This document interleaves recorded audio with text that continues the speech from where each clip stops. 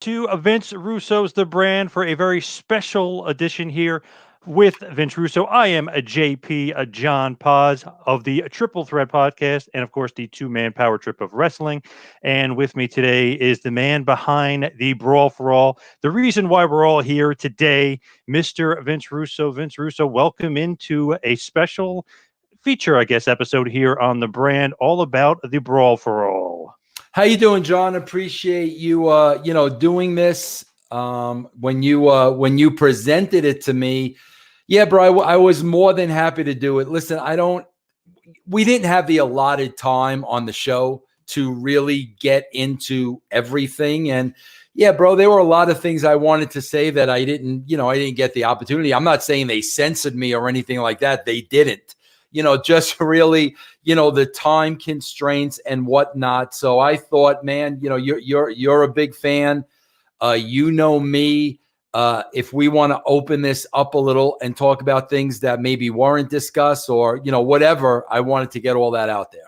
Yeah, and of course, we're talking about the infamous Dark Side of the Ring documentary on Vice. Crave Canada, Viceland, whatever you want to call it, but at Dark Side of the Ring, Evan Husney and Jason Eisner, they do a great job of documenting everything. But obviously, there's edits. It's only an hour or really 45 minutes, so there's edits. So I'm just curious, and it wasn't talked about on the documentary, but the name Brawl for All, like just the name itself, who made that up? Like, is that you coming up with that? That would have been me coming up with that name, yeah. So the actual idea behind it, and you kind of talk about a little bit on the documentary, all based on Bradshaw being a braggadocious, bully, tough guy? 100%. So what did he do or say that just kind of set you up? Basically, I can kick this guy's ass, I can kick that guy's ass? Well, John, like, man, when you're in that locker room, John, there are a lot of badasses in there. Oh, yeah. I mean, and like the dudes that would kill you. You know what I mean? I mean, and bro, there's a lot of them. I mean, and John, like, not so much today. Okay. But back then when wrestlers were wrestlers, bro, you had a lot of bad dudes. So I remember, bro, it was me, Bradshaw, and I'm almost positive Kevin Kelly was the third person there. And bro, Bradshaw just made this statement with a big smile on his face. He meant it 100%. And he basically said, if this shit were real, I would kick everybody's ass in the locker room. And when he said it, bro, I kind of like snickered because my mind kind of went through a quick card catalog of who was in the locker room. Right. And I'm saying to myself, bro, that's real easy to say. Anybody could say that and anybody could make that claim, but like backing that up is something that would be totally different. Right. So like those were the thoughts that ran through my head when Bradshaw made that statement. And bro, you gotta understand too, the statement was made very cocky, very braggadocious, matter of fact. And like, I was like, bro, I really don't think so. So when you that happens and you're pitching this idea and coming up with this idea, what's like the next step? You go to Vince and say, Vince, I have this idea, but it's not really an idea. It's just basically a thought. Yeah, bro, he listen, John, I say this all the time. The wrestling business went down the shitter and continues to go down the shitter when the writers left. Okay. And to this day, bro, wrestling bookers, and I'm talking about, you have your marks like Tony Khan. Mm-hmm. Then you got your wrestlers, you got your Cody Rhodeses and all these. Then you got your Triple H's and you got your Paul Heymans and you got your Bruce Prichard. Bro, all of them are, you're either of the wrestling mentality or you're a mark. Okay. You did not go to school for journalism, okay? You did not write for any newspapers. You did not write books. You did not write movie scripts. You did not write television scripts. You don't have a clue about writing for television. Not a clue. So that's why I say all the time, the television writers are in place, Russo and Ferrara. Ratings are at an all-time high. The television writers leave, boom, back in the hands of the wrestlers. They don't know how to write TV. So with that, John, they don't know the process. And the process is, at first it was me by myself, but then it became me and Ed, okay? Yes. Bro, you go to Vince's house. Vince has nothing. Vince is not thinking about Raw all week long. Vince is running a company. Okay, bro? So Vince ain't thinking about creative.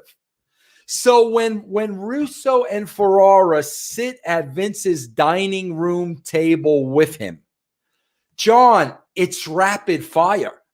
It's idea after idea after idea because Vince has nothing. So, and of course, bro, me and Ed have a agenda. There are things we really want on the show and we're really going to push. But bro, it's boom, boom, boom, boom, boom, boom, boom, boom, boom, boom, boom. And Brawl for All was one of the things on the list that day, based on what Bradshaw said. Now, you got to understand a couple of things, John. This idea is not vital to the show. Like, this idea, it's a standalone, bro. This ain't McMahon versus Austin. This ain't Rock and Austin. This is a standalone. This is totally separate. So whether we do the Brawl for All or not doesn't matter. We're still selling our show. You know, Taker and Mick and, the whole thing. Yep. So, bro, like, honestly, when I'm pitching that, I have no idea what Vince's response is going to be. Because, bro, like, that's why in my position, bro, I had to have a very thick skin because as I'm pitching rapid fire, which was my job and which is what I was paid to do, there are going to be some things Vince doesn't like. And that never affected me personally because I knew, bro, I got to come up with 20, 30, 40 ideas. That's just the way it was. So when I throw a Brawl for All out there, okay, bro, it's another, first of all, like I said, it wasn't, oh, by the way, this was not important to the show. Number two, it was just another idea on a list of many. And number three, bro, I don't know how Vince is going to react to it. But it was another idea on the list. I told him where it derived from. I threw it out there to him. Vince made the decision. I like it. We're going to go forward with this. So Vince obviously has to okay the idea and push the idea along. I think this is right in his wheelhouse, and correct me if I'm wrong, but like perfect for him. This is the guy wrestling Brock Lesnar and Kurt Angle on an airplane. This is the guy that wants to try Mr. Perfect, back in the day, see what he's got, right? I mean, he seems like the perfect guy that want to see, okay, who's toughest, who is the best. 1,000,000%, John. And John, I'm telling you, like, bro, I'm just being honest with you. Way in the back of my mind, I knew that. Like, I knew, bro, Vince gets off on that shit. And I knew, man, if this were a shoot, Vince would love to see who the toughest guy in that locker room was. I knew for the exact reasons that you just said. So who's actually picking the guys in the tournament? Like, for real? Is it Bruce Prichard? Is it you? Is it Vince? Is it JR? Bro, who's picking the guys? When Ed pitched that idea, John, we're done with it. As far as who's in the tournament, as far as what they're getting paid, as far as the rules of the tournament, as far as judges, as far as all of that shit, bro, at the idea concept, we were pretty much done with it. So all I really know is I know Bruce made the calls. Who Bruce decided to call, I don't know. What Bruce offered them money-wise, I don't know. Bro, I will tell you this without a shadow of a doubt, okay? We did not have a list of names, okay? Bro, never once in that creative meeting was it discussed. The winner of this gets a program with Austin. The winner never once, John, never once. That was not the idea behind it. Our original idea behind it was, bro, this is a brawl for all. This is a shoot. We didn't know who was going to be in it. We didn't know who was going to win it. Bro, it didn't matter to us who won it. This shit about the winner faces Austin and there's a program and this and that. That's what I was trying to tell Bart on the show, because he was saying, oh, Kevin Kelly told me, bro, do this. This is a great idea. You could get, bro, Kevin Kelly was not on creative. Kevin Kelly was an announcer. So Bart, whatever Kevin Kelly is telling you, that's not coming from creative. Bro, number one, we didn't know who was going to be in it. Number two, it didn't matter to us who won it.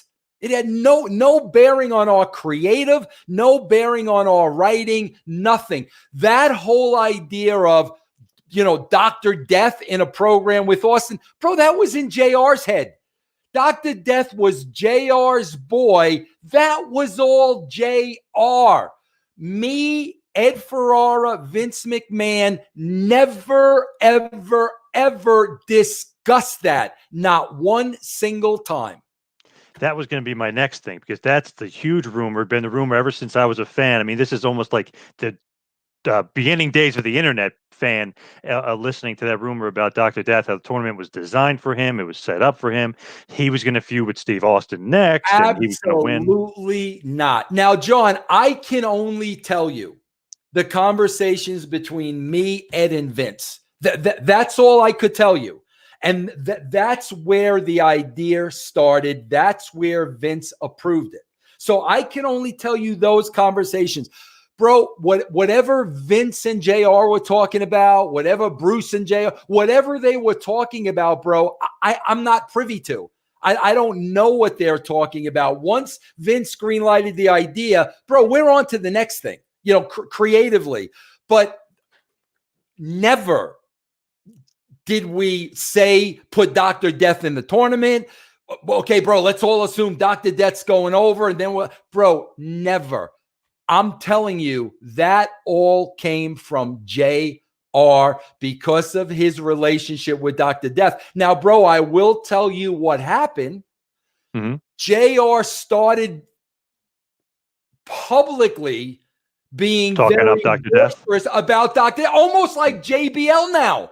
Almost like JBL. And I'll never forget freaking JR saying, and there was a group of us there, you see that brick wall right there? You see that brick wall? Doc Death go right through that brick wall. Bro, it got to the point where I know myself, Ed, probably Vince, and a lot of other people, bro, were quietly rooting against Dr. Death because of the way Jim was building him up. That's why when Bart starts going into, oh, bro, I was punished for beating Dr. Death. No, bro, when you beat Dr. Death, there was a huge pop.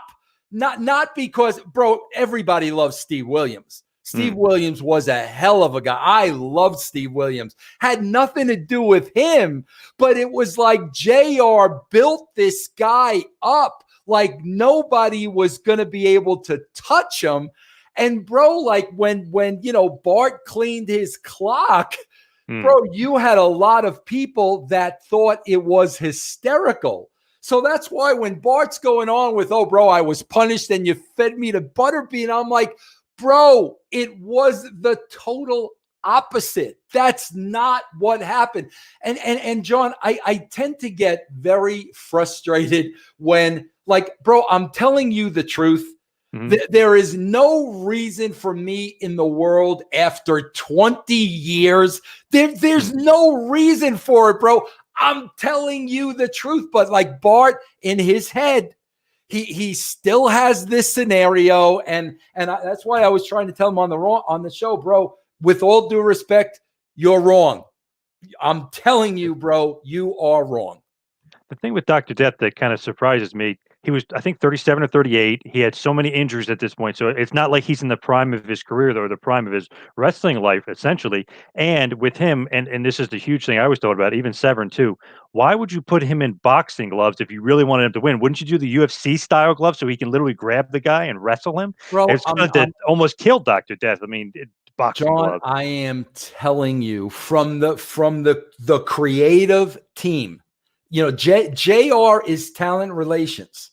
Yep. From the creative team, the finish, who was in it, and the finish was never discussed. This was organic. This, to us, this was 100% shoot. Now, bro, the only thing was who went over. Well, yeah, bro, then we would creatively have to think about what to do with this guy, because he went now there's a legitimate tough guy. So whoever goes over, yeah, bro, creatively we're going to have to discuss him, but never discuss that person facing Austin.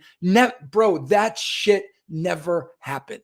So the only thing that's confusing about the Dr. Death Austin part is if you really look at the storylines going on. So it was Austin Kane, that was the big feud going in.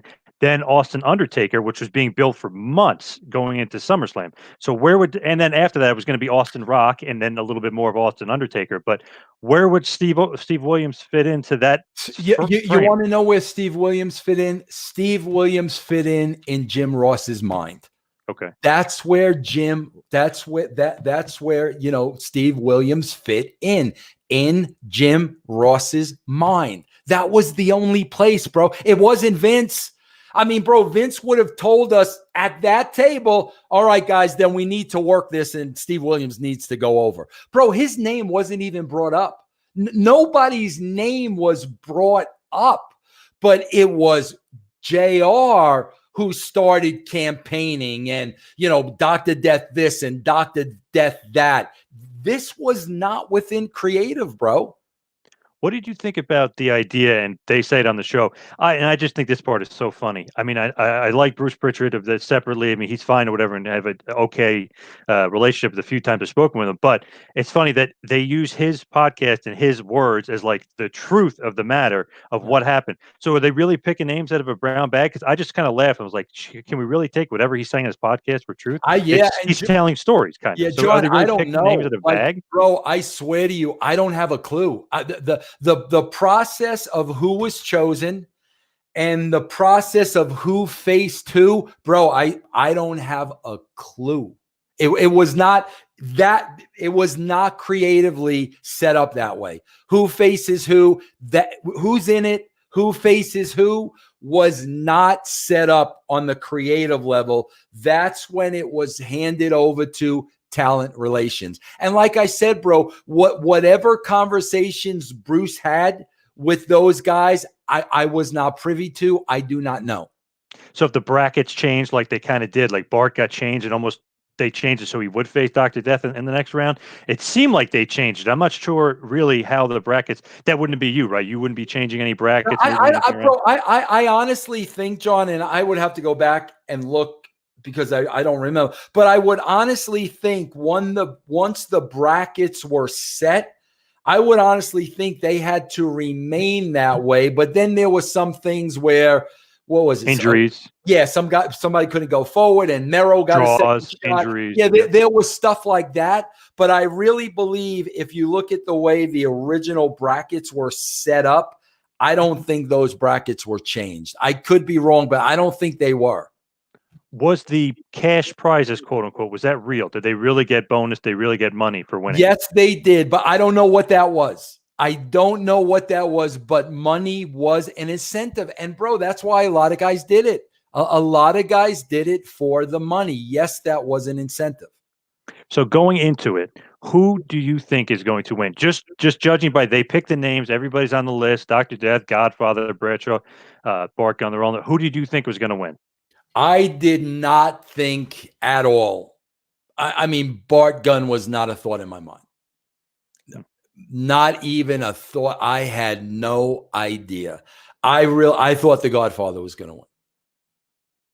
He obviously has some boxing background stuff and huge guy, tough guy. And think about that. I'm telling you, I thought the Godfather was going to win. Okay.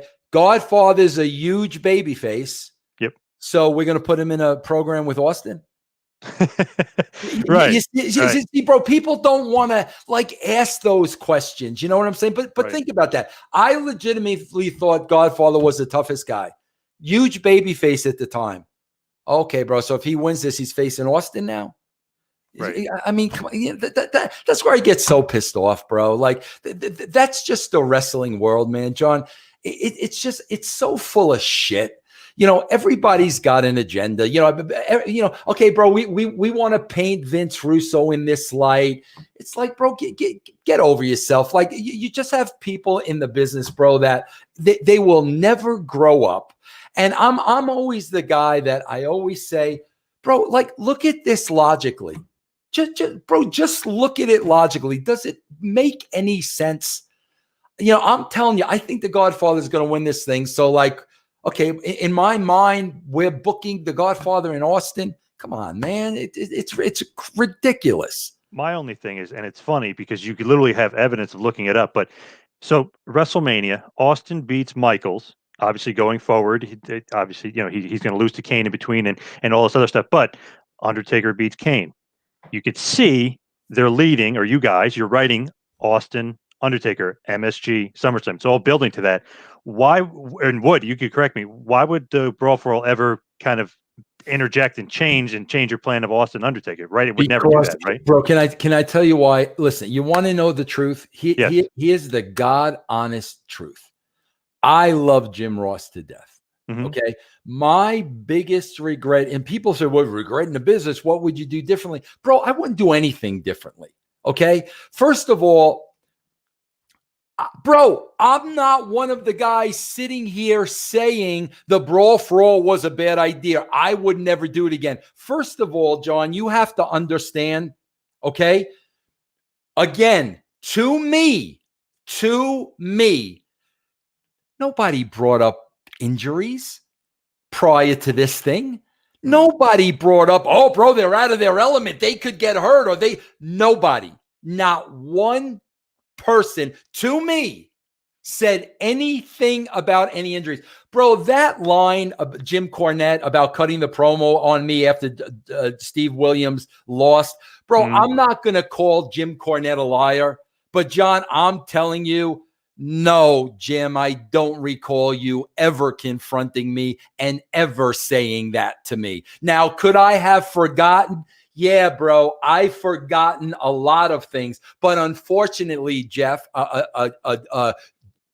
Jim, you've never confronted me face to face, ever. Everything you have always said about me has been when there's been distance between us. You never confronted me face to face at WWE. The only time he did it, bro, was when I left and he called on the phone and left a voicemail. Never, ever confronted me one time at the WWE. So his little confrontation in his head about Dr. Death, Jim, I hate to burst your bubble. No, I don't recall that happening at all. People don't forget, bro. I went on to work with Jim Cornette at TNA. Never one time when we were in that same building week after week after week after week after week after week did Jim Cornette ever confront me to my face. When did he confront me, bro? He confronted me when he was let go. That's when he confronted me again through the internet. Never once has this man confronted me to my face. And bro, if you want to know why, again, I talk about facts, bro. Go on YouTube, look up Santino Marello and Jim Cornette. And you will see how Jim reacts in a face-to-face encounter when he doesn't have any power. You see, Jim Cornette slapped Santino Marello across the face when Santino Marello was working for Jim Cornette, because Jim Cornette was in a management position at the WWE. And Jim Cornette knows that. Jim Cornette knows this guy lays a hand on me, he's done. Like, I'm management. But when Jim Cornette wasn't working for anybody and was confronted by Santino Marello at a convention, well, bro, you all saw what a tough guy, Jim Cornette was.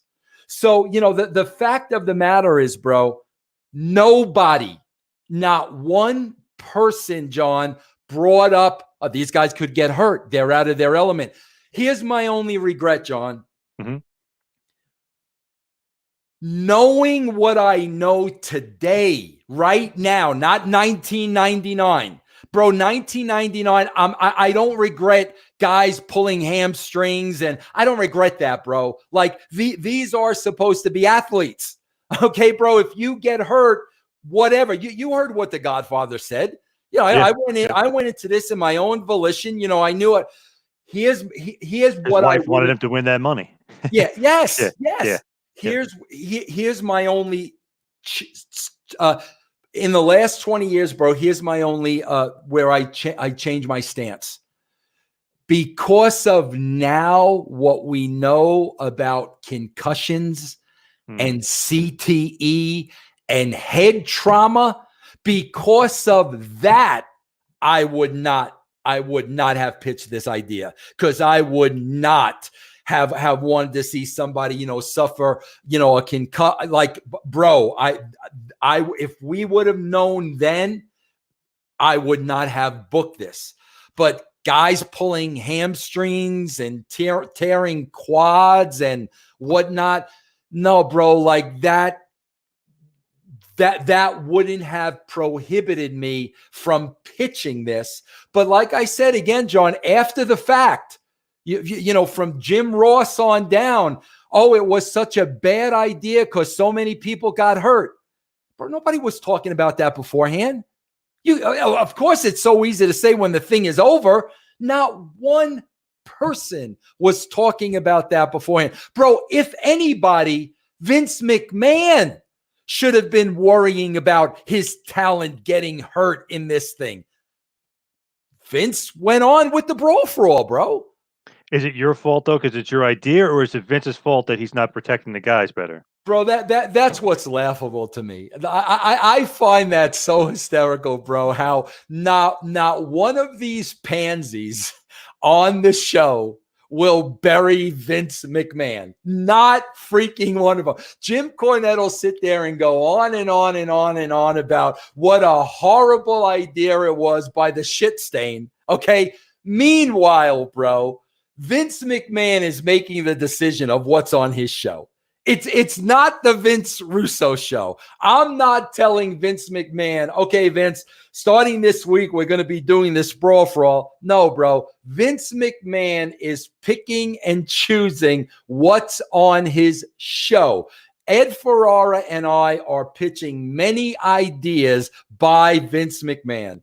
But the fact that Vince decides this is what we're going to do, bottom line, Jim Cornette doesn't have the balls to cut a promo like that on Vince McMahon. And quite frankly, nobody does. Nobody has the balls to cut that promo on Vince. So let's cut it on Vince Russo because he had the audacity to even pitch it. That right there shows you the people, the lifers in the wrestling business. That right there, bro, shows you their character. Nobody is going to call Vince McMahon out.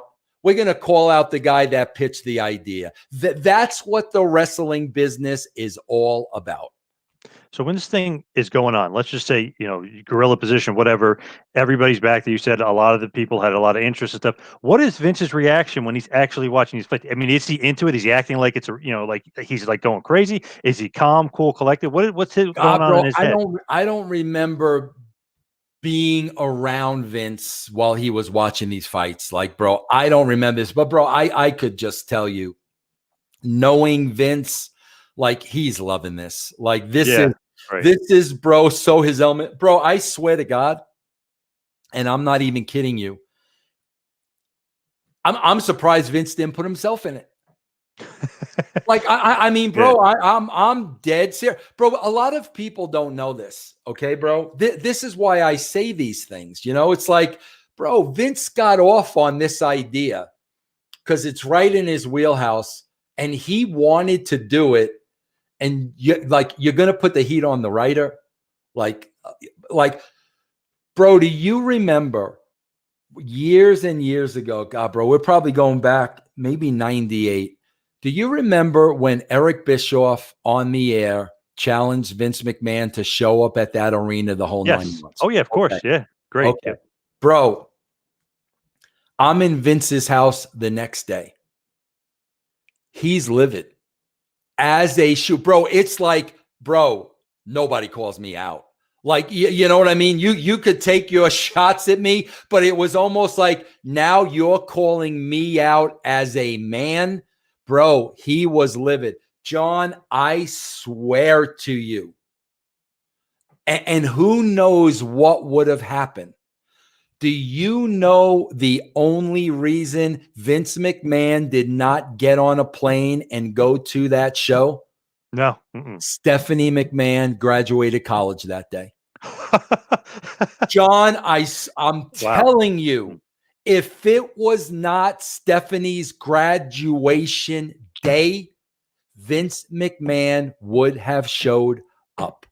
I'm telling you, that's Vince, bro. When it's that man shit, Vince, you just don't go there with him, bro.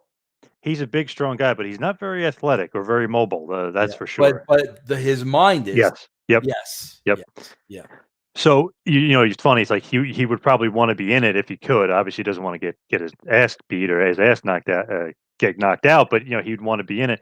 What do you think is going on, like, with the other guys, with, like, Bruce? And obviously, JR is rooting for Dr. Death. And I'm sure Bruce is rooting for JBL. Is there, like, alliances, allegiances, like, backstage? Like, one guy pulling for another guy, Cornette pulling. Like, is there, like, that stuff going on? Are you and Ed like, oh, really hope the Godfather wins? Is any of that going on backstage? Well, there was never me and Ed hoping the Godfather wins, bro. Like, we didn't hope anybody won. I thought he would win. Okay. But I was not, bro. Listen, if I was pulling for anything, I was pulling for JBL to get knocked out. Right. Okay. Right. So like I like that was the whole thing. I want somebody to shut this braggadocious. I just want somebody to shut his mouth. Who rooting for anybody, bro? We were not rooting for anybody. You know, again, bro, that's the thing. I don't think people understand. At that time, like the departments in the WWE were very isolated. You know, bro, Kevin Dunn ran TV. That's what Kevin Dunn did. I did not broach on Kevin's territory. Okay. Only if Kevin contacted me, you know. JR ran talent relations. I did not broach on JR's, you know, unless he came to us. We did creative. Okay. So whatever conversations these guys were having outside of those meetings between the three of us, like, bro, I have like absolutely no idea. But again, like I'm just telling you, not one freaking person approached us being concerned with injuries. Not one, not Prichard, not Ross, not Cornette, not one person. So if they were talking about that, bro, they were talking amongst themselves. They never brought that to us creatively. It does seem like, in retrospect, the injuries was probably the worst part of the whole thing. I mean, so many injuries. Hawk couldn't continue. Him and Draws, when they had their fight, it went to a draw. He couldn't continue. He got injured. Steve Blackman got injured. Dan Severn just ended up withdrawing after winning. Godfather ends up getting injured.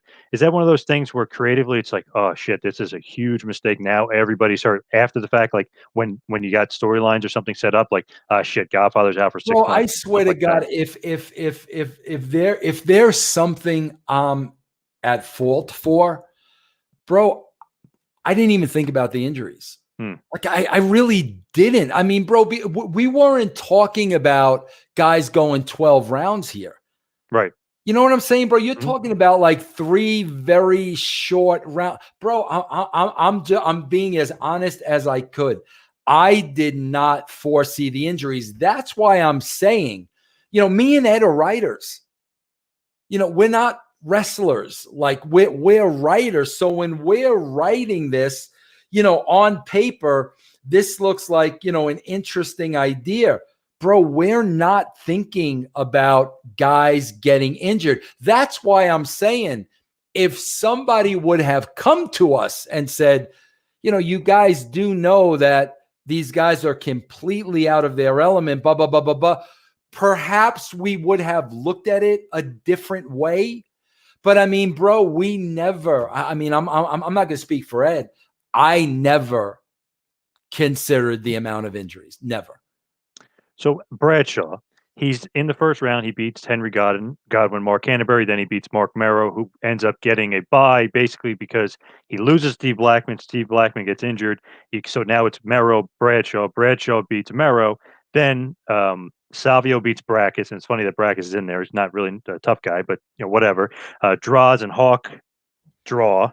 So then Savio draws beats Savio. So then you got draws versus Blackman. And this is just one part of the bracket. But each time Bradshaw is going through, are you getting more and more nervous? Like, shit, this idea is backfiring big time. Bro, I knew he wasn't going to win it. I knew really? It. I knew it, bro. I knew because I knew Bradshaw. And bro, listen, with all due respect, I'm a New Yorker.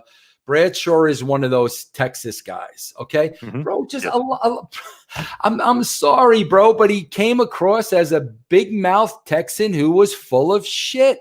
And bro, as soon as those words came out of his mouth, I knew in my mind, bro, no, you couldn't beat up everybody in the locker room, bro. No, you're not as tough as this, as this front you're putting on. So no, bro, I did not believe for one second. And then, bro, especially when I started seeing Bart knock people out, I'm like, bro, you're not going to beat him. Like, never, bro, did I think he was going to win this thing.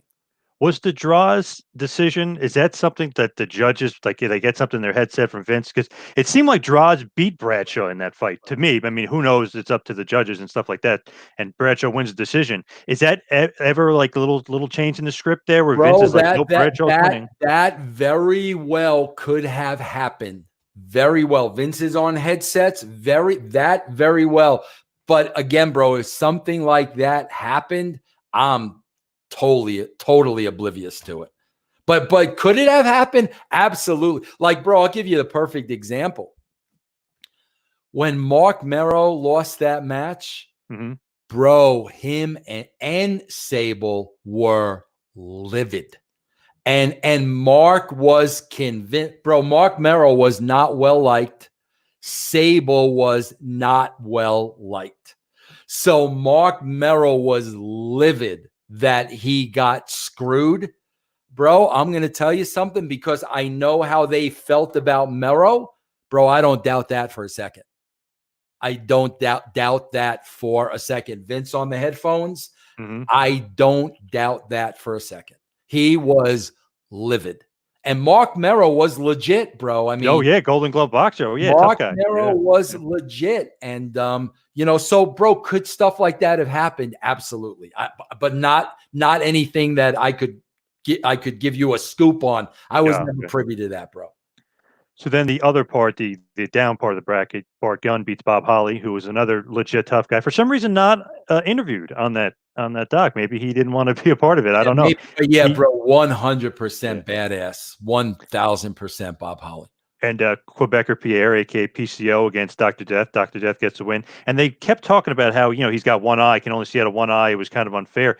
Pierre, what I know him as, and I've talked to him a few times, he is a nut. He will fight anybody. He'll do anything. So it's not like they had to beg him to be in it, right? I mean, he probably wanted to do it. No, yeah. Bro, listen, guys can say whatever they want after the fact. Nobody was forced to be in this, okay? I could tell you from creative and Vince McMahon, there was no dangle carrot of you get a shot against Austin. Okay, bro. This was all about, honestly, bro, for guys that decided to be in it, in my opinion, it was all about the money. Right. You were getting paid to be in this. Do you want a good payday? I mean, Godfather said it. I mean, you know, and what Godfather said, I would have to believe that was the mentality of 90% of the guys. Nobody was forced to be in this thing, bro. Bro, creative did not say, bro, if you're not in this, it's going to hurt your push. We didn't even know who was going to be in it. Right. Right. So then the next thing is Dan Severn beats Godfather, but he withdraws. He's, I guess, nothing really to prove. He's a former UFC champion multiple times. He's one of the best of all time. So he withdraws. Scorpio beats 8-Ball. Scorpio, one of those underground, really like tough guys. If you ever hear the story of him fighting Hawk on that bus, Hawk couldn't even land a punch. Scorpio landed like 5 punches for him. He's just like fast. He's tough. Yeah. He's just you wouldn't expect it, but he's a tough guy. Then the next round, Godfather beats Scorpio, and then of course the infamous Bart Gunn knocking out Dr. Death. Were you shocked by this knockout? Yes. Yeah, bro. Like, yeah. Bro, I was shocked by how hard Bart hit him. Oh like, my God. That's what Bart going over did not shock me. How hard he hit him. Like, I was like, holy shit. You could tell Bart Gunn's been in a fight or two in his life. Oh, yeah. that's when like I woke up like, bro, like this guy is a killer. That's when I woke up. But again, bro, here's what happened. As soon as that happened, JR went into excuse mode. So like he made it worse than it like already was. Oh, bro, he got his hamstring torn up to his ass, you know. Like it is what it is, bro. Listen, it happens in a fight. Sometimes it doesn't go the way you think it's going to go. John, I swear to God, do you remember? It's funny to me, John, because it's like all these guys got hurt, right? Mm-hmm. But John, these guys are world-class athletes. These guys are in the gym training every day, training body parts every day. These are not guys that are out of shape.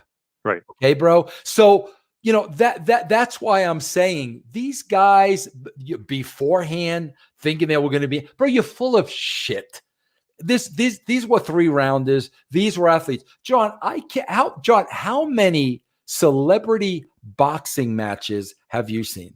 Oh, a few. They're horrible, but I've seen a few. Yeah. I mean, do you ever hear of any of those guys getting hurt? Bro, no, sometimes knocked out, but not hurt. Right, bro. You got people getting into a ring not knowing what they're freaking doing. Screech. You know, I remember seeing China against Joey Buttafuoco. Oh, yeah. Tanya Harding. Mm-hmm. They never got hurt. Now you're talking about, bro, professional athletes who work out every single day. This is how they make a living. And your first thought is going to be, oh my God, bro, these guys are going to drop like flies. Meanwhile, when you're booking Joey Buttafuoco against China, like you're not thinking, oh God, maybe China could get hurt. Right. You know, like that's why I'm saying, bro, that's the wrestling business. They're all so full of shit, bro. Why do you think I'm here and there? They're just so full of shit. It's like whatever is the good story, bro. Whatever is the good story, whatever agenda I want to get across, bro. They're all such full of shit. It's comical, man. When you know the players, it's freaking comical.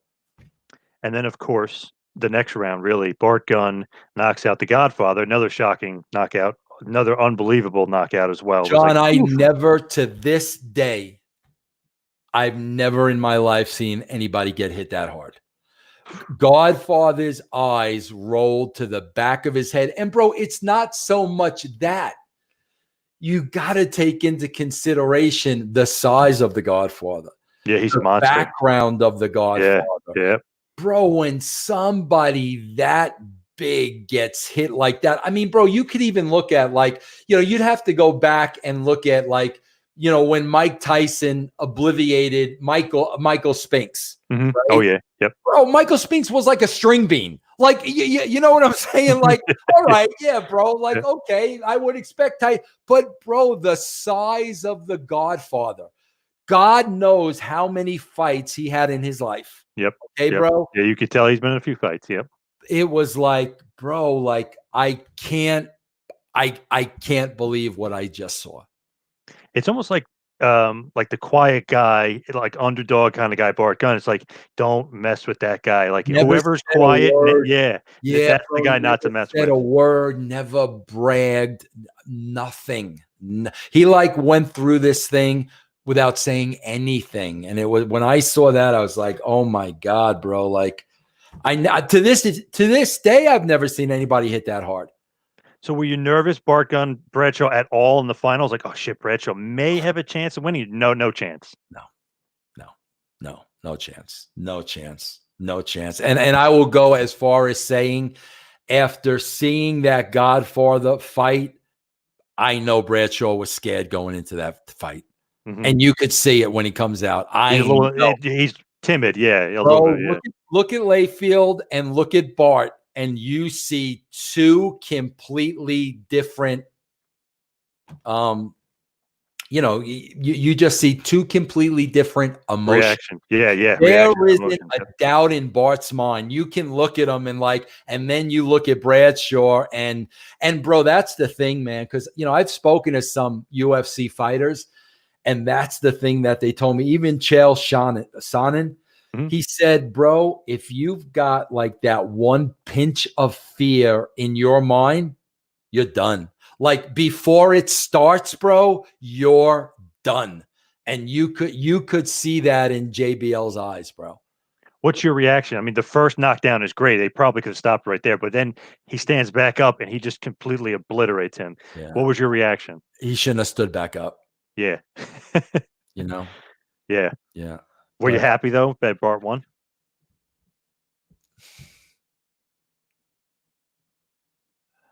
Bro, I have to tell you, like,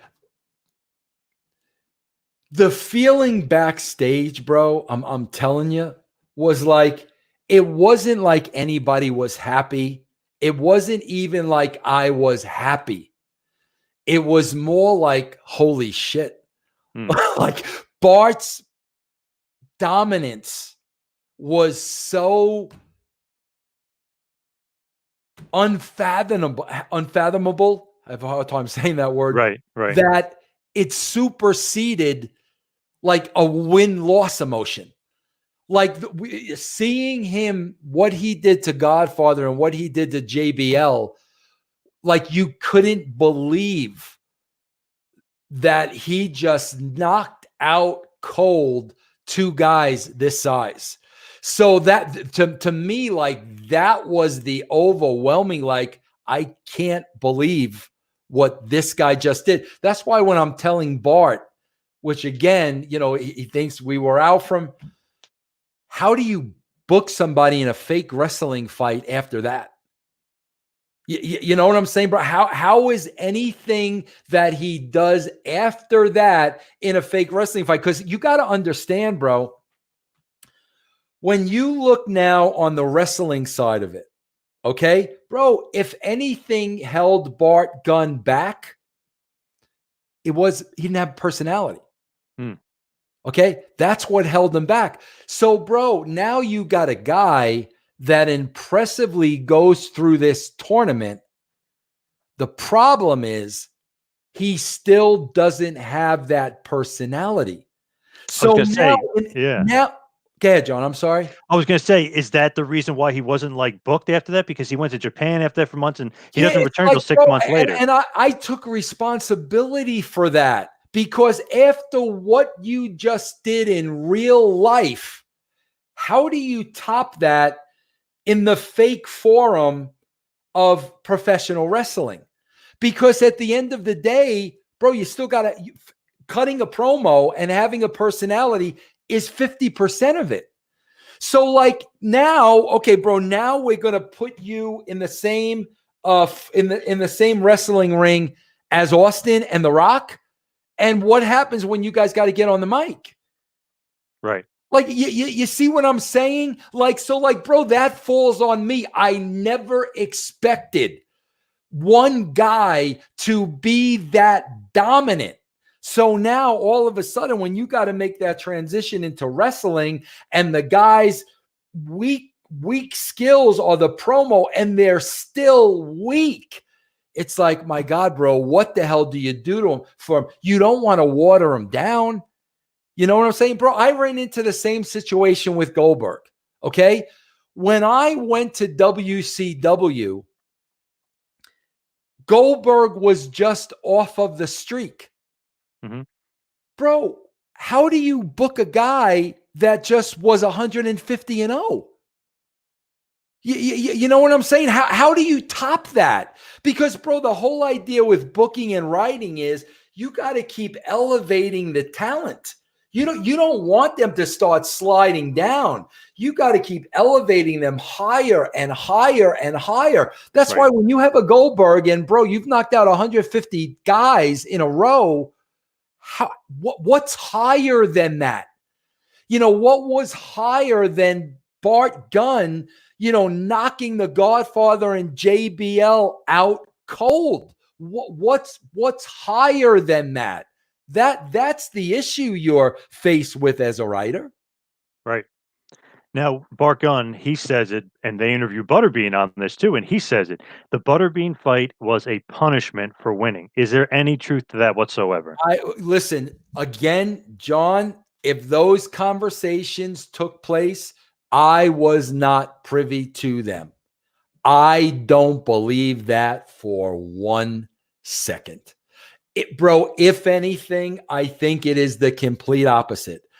I think, first of all, bro, the only one upset by the Dr. Death knockout was Jim Ross. Vince McMahon, there were no Vince plans with Austin, none of that stuff. The only one that was upset was Jim Ross. I would have to believe Vince McMahon now saw Bart Gunn in a light like he never fathomed. I believe he was looking at Bart Gunn now like, holy shit. You know what I think Vince McMahon was really, really impressed. My opinion and my belief was Vince believed Bart Gunn could beat Butterbean. Wow. Okay. That is my opinion and my belief. Now, bro, back then, you see, the story changes a little bit over the years. Of course. Because back then, what Bart Gunn would tell you was, once they knew this fight was happening with Butterbean, they assigned Mark Merrow's trainer. What was his first name? Rinaldi. I can't think of his first name, but his last name was Rinaldi. Mm-hmm. They put Bart with Rinaldi, who trained Mark Merrow during the Golden Gloves. And Rinaldi was training Bart Gunn how to be a boxer and how to box Butterbean. That's what Rinaldi was teaching Bart. Bro, that's not what Bart did in the Brawl for All. You know, nobody was training Bart in the Brawl for All. Bart was doing what he knew on instincts. All of a sudden now, this fight is booked against Butterbean, and Rinaldi is training Bart, and Bart's in the gym every day, and Rinaldi's teaching him how to box. When you look at that match, bro, Bart Gunn goes in there, and he tries to box Butterbean. And, bro, I remember my first conversation with Bart after that knockout was him telling me I should have never done that.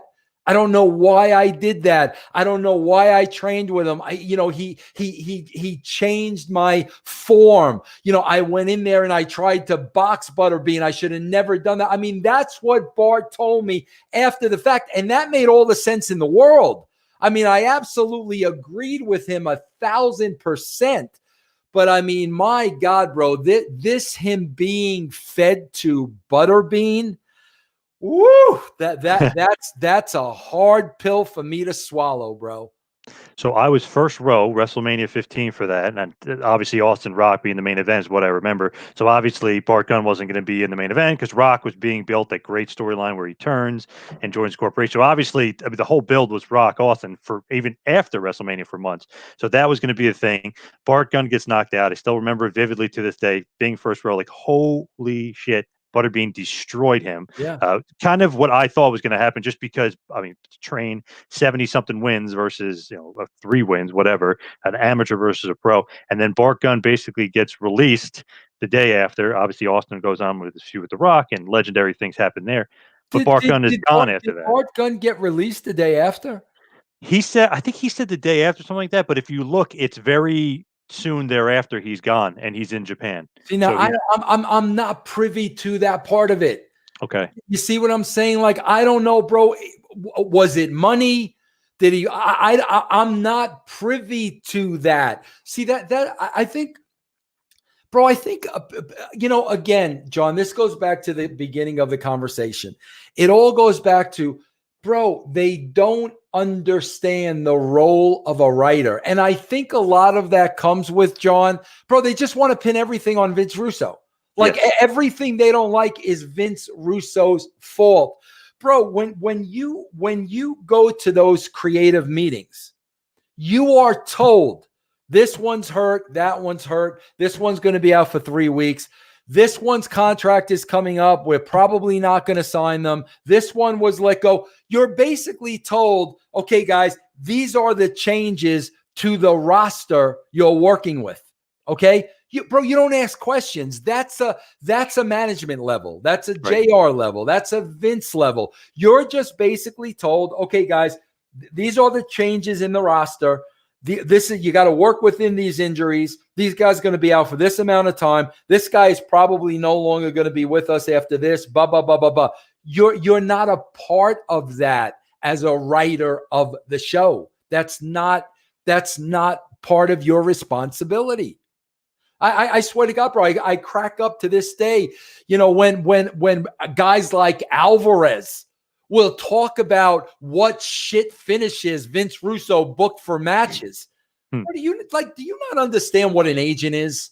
Like, do you really not understand?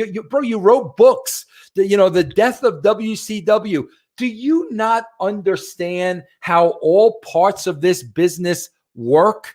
To actually believe a writer who is not a wrestler is going to lay out a match with 2 professional wrestlers, bro, then what do agents do? Why do we if Russo's laying out the matches, what are the agents doing? That's what I mean, bro. They really have no clue to how the inner structure works. So kind of just wrapping it all up, finally, just kind of one last question, like the legacy of the Brawl world. But is it, because everyone said it, like Bruce said it, JR said it, Cornette, they were all saying the worst idea ever in the history of the business. Is it the worst idea ever in the history of business? Is that the legacy of the Brawl world? Bro, let me tell you something. And no, the answer is no. Okay, bro. Can I put an end to that real quickly? Mm-hmm. Bruce and JR and Jim Cornette, who whatever. Mm-hmm. Guys, real simple. Let's put the Brawl for All next to the Yeti. Okay? All right, like, really? Seriously? Right. Okay, bro, really? You want to put the Brawl for All next to the gobbledygooker and tell me that was the worst idea in history? John, this is what it's all about. And this goes much deeper. This is why the wrestling business is in the shitter. Okay? Writers. Jim Ross made one point at the end of the show. I love Jim. I have long apologized to Jim 10 times over. I don't even know if I said it, bro. The only one regret I have in this business is Oklahoma. Right, Ed playing that gimmick. Yep. You talk about in the heat of the moment and the Monday Night Wars. Oh my God, bro! That I would take back. I wouldn't take back the Brawl for All because we didn't know about CTE back then. Right. I love Jim Ross to death. This sums up what, after all these years, bro, ratings going down every freaking week for 20 years. The Cody Rhodeses, the Tony Khans, the Vince McMahons. This is what they don't understand. And this is why slowly but surely, bro, they're putting their own business out of business. Okay. Ross's last statement on this thing was, who got over? Yeah, I was going to say that to you too. Yeah, I was going to say that. Yeah. Nobody got over. You know what got over, Jim? The television show got over. Because as television writers, our job is to get as many people as possible to watch the television show. Brawl for All was a concept that non-wrestling fans or pretty much anybody could have gotten engaged by. Bro, years and years later, millions and millions and millions of people buy UFC pay-per-views. What does that tell you, bro? That tells you that the average person, the average television viewer, is drawn to a fight. Yes. So what got over, Jim? The television got over. The product got over. The brand got over. We produced good television. And as the Brawl for All went on, John, at the beginning, people thought it was a work, so they were booing it out of the building. When somebody got knocked out, the bell went off, and people were like, holy shit, they're not working. Mm-hmm. Then when you looked at the numbers and you saw the response of the audience, it was growing week by week by week by week. So it's like a writer is looking at, John, you got 52 weeks of Raw. You got 52 weeks of Sunday Night Heat. You got 12 pay-per-views. How are we going to continue to produce good television? Bro, you got to tear everything out of that arsenal. You got to pull everything out. So, Jim is looking at who got over. He's looking at the wrestling aspect of it. Bradshaw didn't get over.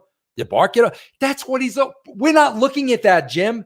We're looking at a television show. We're looking at getting as many eyes as possible, getting as many views. We're looking at water cooler talk. We're looking at engaging the masses. We're looking at bringing new viewers to the show who may not watch wrestling. That's what we're looking at. The mindset of the Bruce Prichards, of the Jim Cornettes, of the Jim Rosses, they will never understand that. To them, bro, this is still 1970s wrestling bullshit. Bro, you will get a glimmer of hope when you see a Boneyard match. And then when you see a Firefly Funhouse match, and I know, bro, you got guys like Jeremy Borash working on that shit. Yep. But bro, like that is a flash of a light once every 3 months. Bro, we did that every freaking week. Bro, you went from the Firefly Funhouse to the Boneyard match to that 3-hour piece of shit on Monday night. Yeah. Like, seriously, bro. Like, and these are the guys yapping at the mouth like they know what the hell they're doing. Bro, we did Boneyard match every single freaking week. That's why so many people were watching the show. But I love when guys sit back and they're going to make all these statements and they're so sucked into that wrestling bubble that they cannot think 1 inch outside of it. And bro, these are the people that are putting their own business out of business. And like I say, bro, guys like you and me, all you got to do, bro, is take a back seat and really look at, God, bro, why has this business died since the Attitude Era? The answers are right in front of your face, bro. But nothing ever changes. There would never, ever be a Brawl for All again, bro, because nobody would ever take that type of a risk. You know the wrestling business, John, bro, we all got to protect our spot. There's 2 ways they protect their spots. When I talk about protecting your spot, bro, I'm talking about Heyman. I'm talking about the Michael Hayeses. I'm talking about the Bruce Pritchards. I'm talking about guys that the world has passed them by. Like goodbye. Like the world has passed them by 20 years ago. Okay. There's 2 ways they protect their spot. Okay. Number 1, they play it safe. For sure. They do everything safe. Bro, how many times are we going to see the same Paul Heyman promo? How many times? Paul, how many times? A million, yeah. How many times? It's safe. So they do 2 ways, bro. They play it safe. And what's the second way, John, to protect their spot? Don't do anything. Just don't. Blackball everybody from big or that. It's a threat to me. Bury the Russos, bury the Discos, anybody who is a threat. Or if I see them on a podcast, then holy shit, bro, like that's the MO, bro. So you play it safe and you bury every single person that you know could do a better job than you. And those are the people we have in the wrestling business. And that's why numbers continue to go down. It's not the best of the best anymore. That's for sure. It's kind of the best of the rest, I guess you could say. Yep, exactly.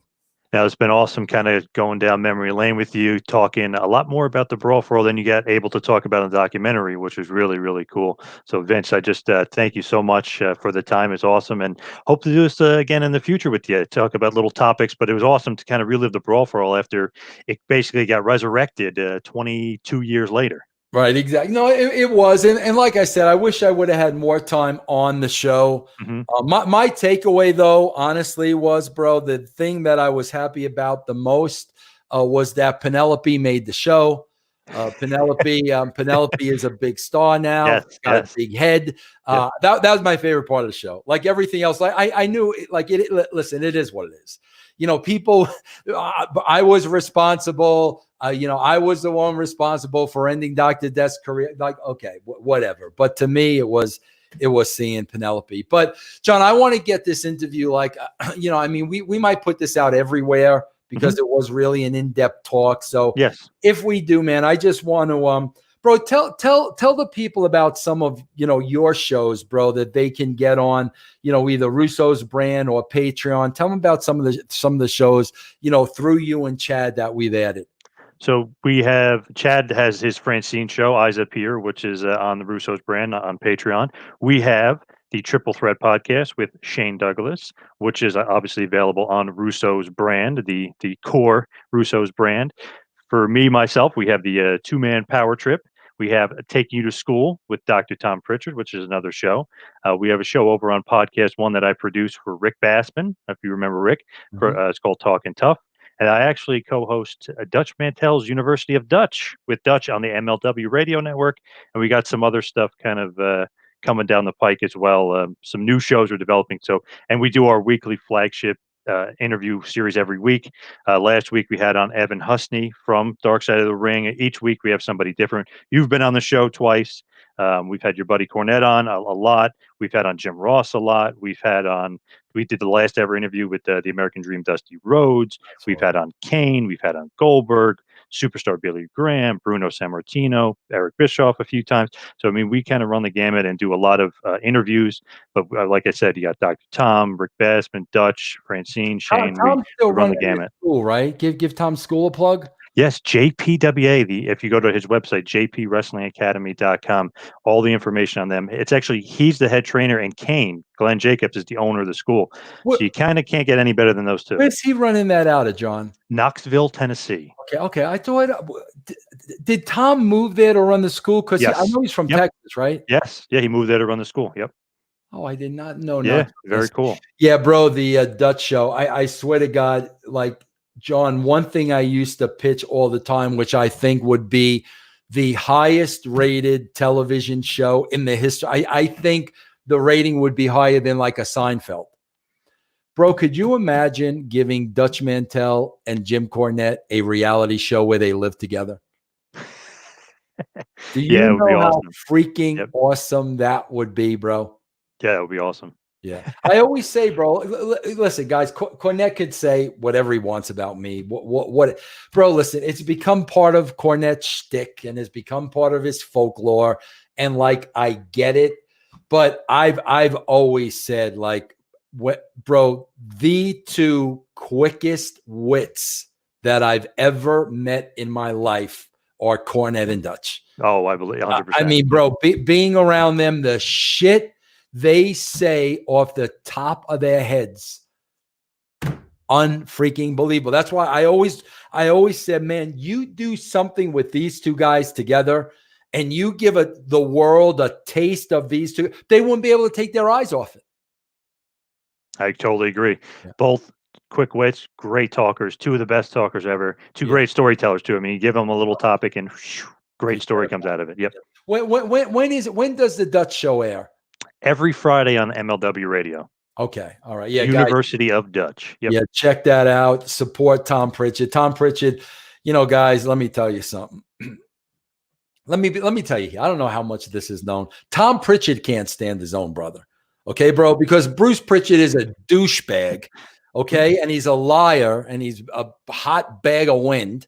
And Tom Prichard is the freaking nicest, greatest, most honest guy you'll meet. I love Tom. And yeah, bro, I knew he was starting that school a while back. So yeah, check that out. He's a great guy. He's the best. I love talking to him every week. Is he still training during this time or he can't? No, they're not allowed. Wow. They're not allowed. So they do something like you can go on their Patreon, JPWA Patreon, and do stuff. So he's kind of doing something where it's like virtual, where it's like, guys, do this, train this. You could still do holds. You could still, work out. You could still run, still get in shape, but he just can't have physical contact with somebody. So it's like virtual training. Yeah. Well, that's good for him. At least he's doing it. Yeah. Well, that is it. You got to wrap it up because it's your show. All right. Yes. So thank you to everybody for tuning in. I'm at 2-Man Power Trip on Twitter. At Vince Russo on Twitter, I believe, if that's correct. The Vince Russo. Oh, at the Vince Russo on Twitter. So, and this has been it for the Brawl for All. Thank you, everybody, for tuning in. Awesome stuff. Was it the worst idea ever? That's up to you to decide. Yeti. Put it next to the Yeti, bro. Or is the Yeti? Bro, if you want to make a decision, listen, I'm going to tell you, pick these three if you want to make a decision. Watch the Brawl for All. Stick the gobbledygooker in the middle. Mm-hmm. Maybe Samba Simba you might throw in there. Awful. Then what fake Diesel, fake Razor. Mm-hmm. Terrible. You might want to throw that in there. Terrible. And then of course you have the Yeti. Watch all of the above and then tell me if your vote is for the Brawl for All. Yep. So there you have it, folks. There's a list of the worst ideas ever. Where do you rank the Brawl for All? That's up to you. Thank you for tuning in. Stay healthy out there. Wash your hands and social distance. Thank you, folks. See you next time.